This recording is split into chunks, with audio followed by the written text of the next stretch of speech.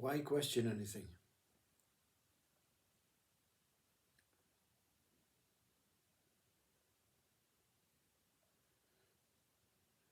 Why question the questions?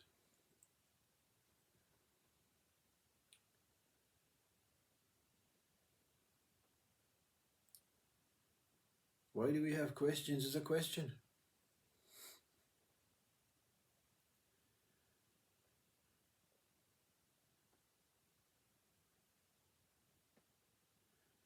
I'd like to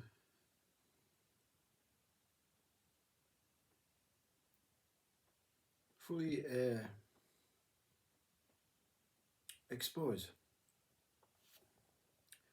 what Yuji Krishnamurti was speaking about. Any question that arises is made up from the answer that already exists. Any question that arises, there is an answer available somewhere. It may be ingrained in your mind, in your hard drive. It may be discovered in a book. It may be Googled. The answer already exists. Yet mind continually wants to raise questions. Because if it doesn't raise questions, it feels inadequate. Am I talking about you or your mind? Let's pretend it's not you. Let's pretend it's your mind. Your mind feels inadequate. It's going to lose its position. It's going to lose its place. It's going to go to sleep.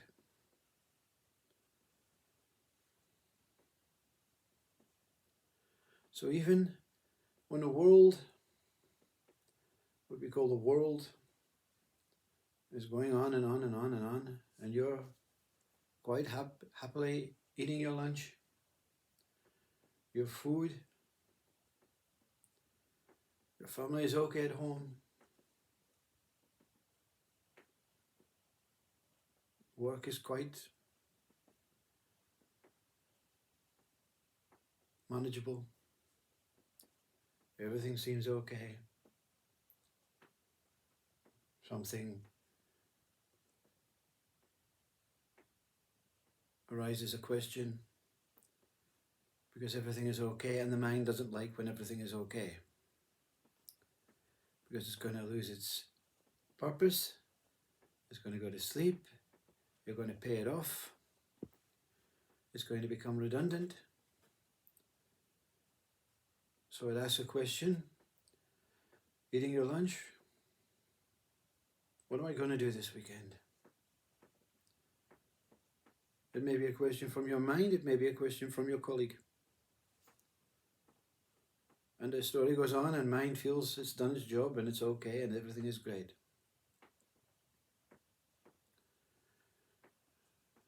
Attention is off of the food, there's no enjoyment towards the food. There's no satisfaction that the world is okay, that your family is okay, because everything is on the future. It's now on the future. What am I going to do at the weekend? Now, this is our human way. No one is exempt, not even this one.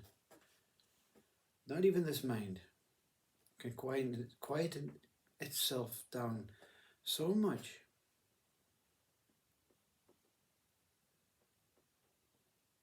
that it feels it's going to die.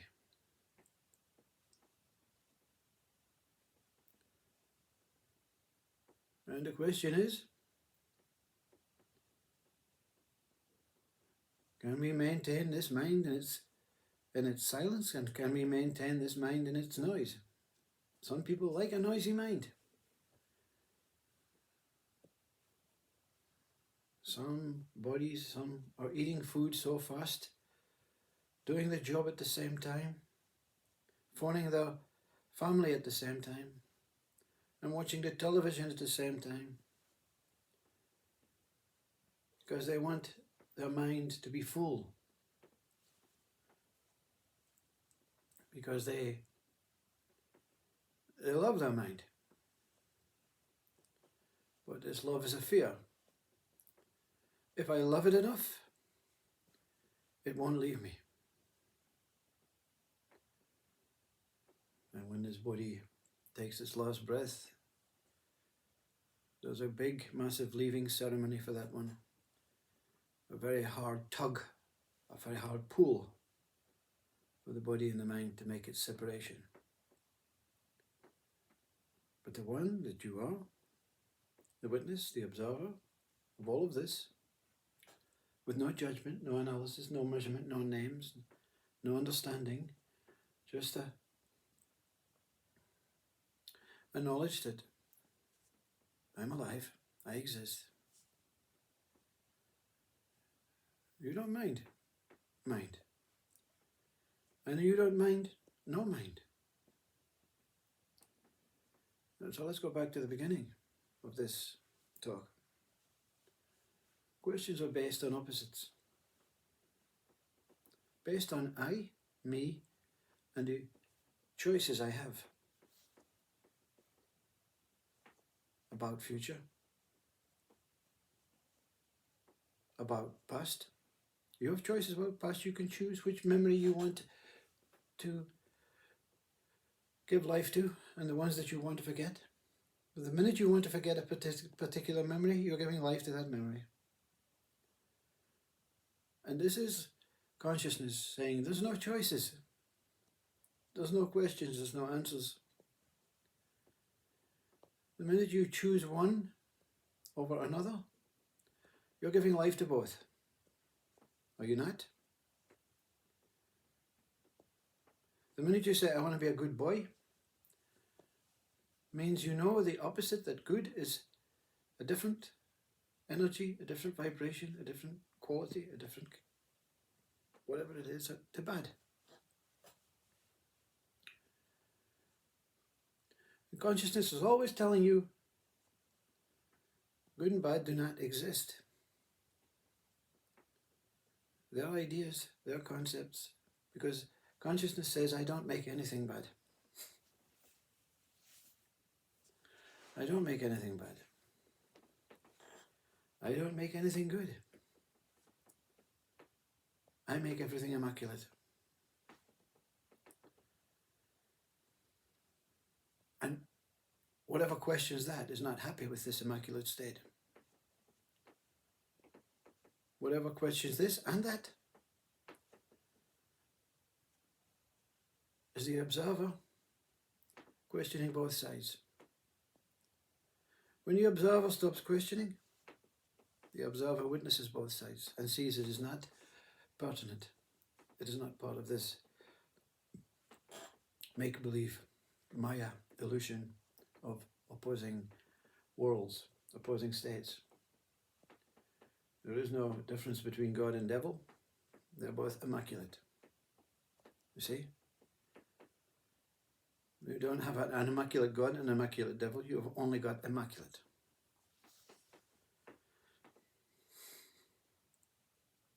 You being here is immaculate. You can't find a word between that overpowers good and bad, that simple, very basic, primitive ways of trying to follow a path and be divisive and divide and segment and make comparisons and judgment and measure and analyze. When the questions go, it means the answers also have gone. The answers went first. Because the case of awakening, enlightenment, as Ramana Maharshi says, you have to deny all answers. Answers are the thoughts. Okay, the thought arises, what am I going to do this next weekend when I'm eating lunch? That's the answer. Because there are billions of answers readily made. I think I'll go to the pub. I think I'll go and meet my son, take him to football.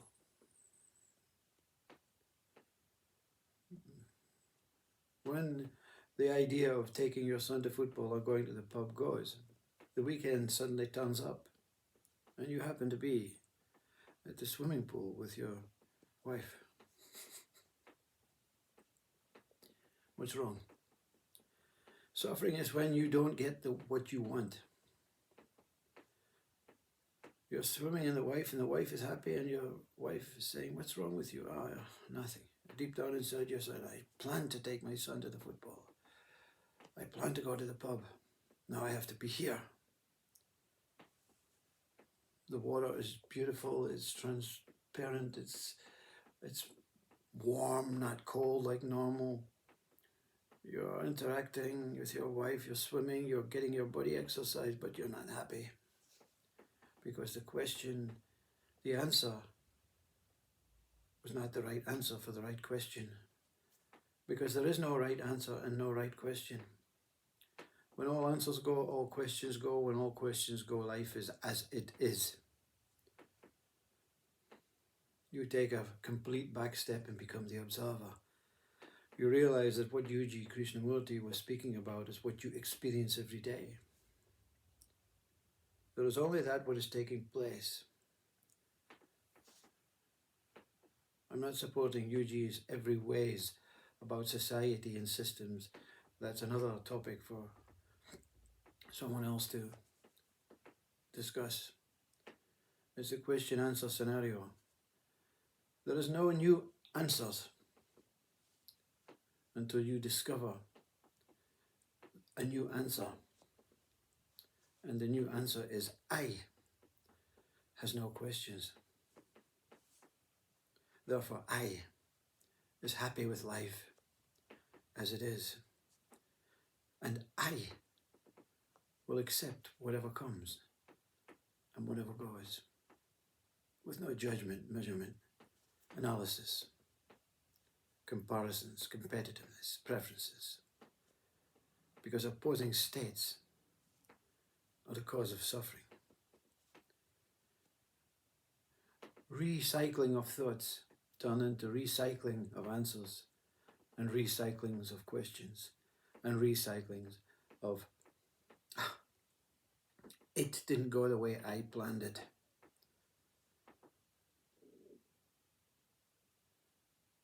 To remove it, to remove I and remove the plan, means the controller has accepted defeat, accepted surrender, and give up to truth. And then, at that moment, this body shines, the observer shines, the observer sees the whole of life as one whole, immortal, unlimited, and finite. Change as it is.